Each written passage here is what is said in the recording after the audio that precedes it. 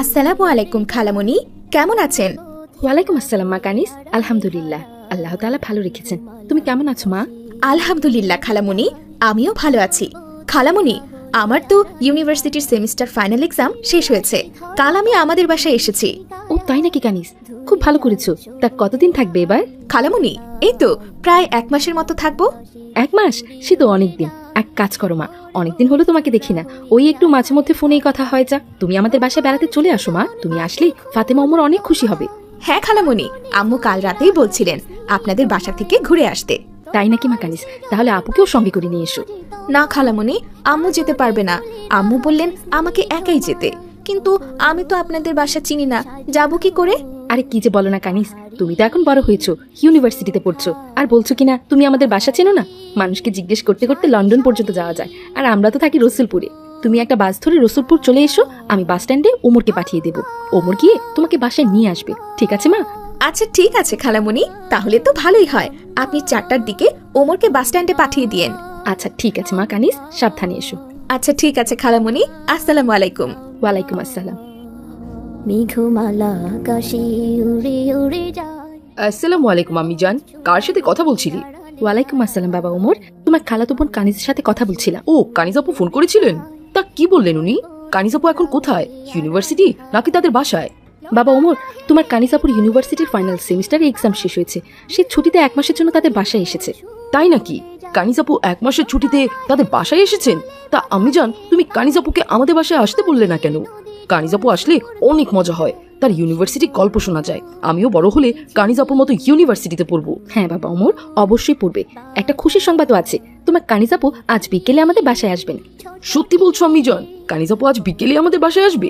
হ্যাঁ বাবা ওমর, কানিজ বলেছে বিকেলে বাস স্ট্যান্ডে এগিয়ে যেতে। তোমার কানিজ আপু তো আমাদের বাসা চেনে না, তাই ওকে গিয়ে নিয়ে আসতে হবে বাবা।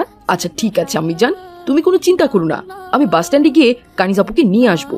তা কানিজ আপু কয়টার দিকে বাস স্ট্যান্ডে আসবেন? 4টার মধ্যে সে চলে আসবে। তুমি এক কাজ করো, আসরের নামাজ শেষ করে মাহাদিকে নিয়ে বাস স্ট্যান্ডে চলে যাও। আচ্ছা ঠিক আছে আম্মি জান। উড়ে উড়ে যায় পর্বত চূড়া হয়ে আড়ালে হারা। আসসালামু আলাইকুম ভাই মাহাদি। ওয়ালাইকুম আসসালাম ভাই ওমর। আচ্ছা ভাই মাহাদি, এখন কি তোমার কোনো কাজ আছে? না ভাই ওমর, আমার এখন তেমন কোনো কাজ নেই, একেবারে মাগরিবের সালাত আদায় করে বাসায় গিয়ে পড়তে বসবো। ও, তুমি আমার সাথে এক জায়গায় যেতে পারবে? কোথায় ভাই ওমর? এই তো একটু রসুলপুর বাস স্ট্যান্ডে যাব। বাস স্ট্যান্ডে কেন ভাই? তুমি কি বাসে চড়ে কোথাও যাবে? আমি কিন্তু ভাই বাসে চড়তে পারবো না, বাসে চড়লে আমার খুব ভয় করে। ভাই মাহাদি, তুমি পুরো কথা না শুনে মাঝখান থেকে কথা বলা শুরু করো। শোনো, আমি কোথাও যাব না, আমার আপুকে আনতে বাস স্ট্যান্ডে যাব। ভাই ওমর, আপু? তোমার আবার বড় আপু আছে নাকি? আমি তো জানি ফাতেমাই তো তোমার একমাত্র বোন।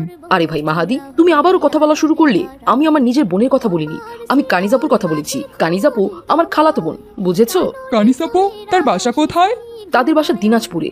আপু ইউনিভার্সিটিতে পড়েন, অনেক মেধাবী ছাত্রী। তার ইউনিভার্সিটি সেমিস্টার ফাইনাল এক্সাম শেষ হওয়াতে সে ছুটিতে বাসায় এসেছেন, তাই সে আমাদের বাসায় কিছুদিনের জন্য বেড়াতে আসবেন। কি বলো ভাই ওমর, সে ইউনিভার্সিটিতে পড়ে? ভাই ওমর, আমারও না ইউনিভার্সিটিতে পড়ার খুব ইচ্ছে। হ্যাঁ ঠিক বলেছো ভাই মাহাদি, আমার খুব ইচ্ছে।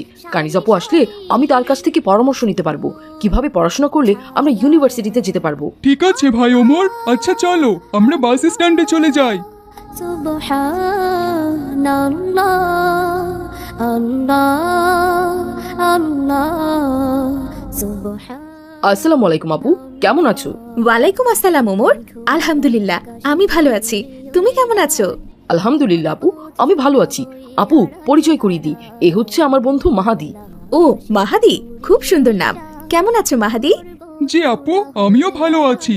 আচ্ছা ঠিক আছে, চলো বাসায় যেতে যেতে কথা বলি। বাতাসের বায় বিহনের আপু, এইবার তুমি আমাদের বাসায় কতদিন থাকবে? ওমর, এবার যেহেতু আমার লম্বা ছুটি, তাই তোমাদের বাসায় 7 দিনের মতো থাকবো।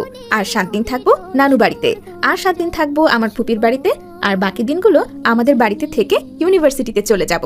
আপু ইউনিভার্সিটির কথা শুনে মনে পড়ে গেল। আচ্ছা আপু, ইউনিভার্সিটি দেখতে কেমন? আমাদের স্কুলের মতন? না ওমর, ভার্সিটি অনেক বড়। ইউনিভার্সিটি হচ্ছে সবচেয়ে বড় বিদ্যালয়, আর সেখানে সবাইকে উচ্চশিক্ষিত করে গড়ে তোলা হয়। তাই নাকি আপু? আমার না ইউনিভার্সিটিতে পড়ার খুব ইচ্ছে। আমারও ইচ্ছে আপু। হ্যাঁ হ্যাঁ অবশ্যই, তোমরা ইউনিভার্সিটিতে পড়তে পারবে। তবে এর জন্য তোমাদের কঠোর পরিশ্রম করতে হবে, বুঝেছো? ছোট থেকে ক্লাসের সমস্ত পড়া রেডি করতে হবে, স্যারদের কথা মনোযোগ দিয়ে শুনতে হবে, স্যার যে হোমওয়ার্ক দেয় সেটা প্রতিদিন করে নিয়ে যেতে হবে। তাহলে দেখবে একসময় তোমরাও ইউনিভার্সিটিতে চান্স পেয়ে যাবে, ঠিক আমার মতো। ইনশাল্লাহ আপু, আমি অবশ্যই কঠোর পরিশ্রম করব, তোমার মতো ইউনিভার্সিটিতে পড়বো। রিক্সাওয়ালা চাচা, থামুন থামুন, এইটাই আমাদের বাসা। আপু তুমি নামো। মেঘমালা আকাশে উড়ে আসসালামু আলাইকুম খালামুনি। ওয়ালাইকুম আসসালাম। আরে কানিস, এসে পড়েছো? এসো মা, ভেতরে এসো। আসে ধরা তলে বৃষ্টি গায়ায় ধুয়ে যায় বলো মা কানিস, কেমন আছো? তোমার বাবা মা কেমন আছে? জি আলহামদুলিল্লাহ খালামুনি, সবাই অনেক ভালো আছে, আমিও ভালো আছি। ফাতেমা আর খালুজানকে তো দেখছি না। ফাতেমা ওর ঘরেই আছে। ফাতেমা, ফাতেমা এইদিকে এসো, তোমার কানিজ আপু এসেছেন আর তোমার খালুজান অফিসে গেছেন। মায়া আসসালামু আলাইকুম আপু, কেমন আছো? ওয়ালাইকুম আসসালাম ফাতেমা, আমি ভালো আছি। তুমি কেমন আছো? তুমি তো অনেক বড় হয়ে গেছো ফাতিমা, তোমাকে কতদিন থেকে দেখি না। আপু তুমিও তো অনেক বড় হয়ে গেছো আর মডার্ন হয়ে গেছো দেখছি। আর বলো না ফাতেমা, ইউনিভার্সিটিতে পড়ি, ওখানে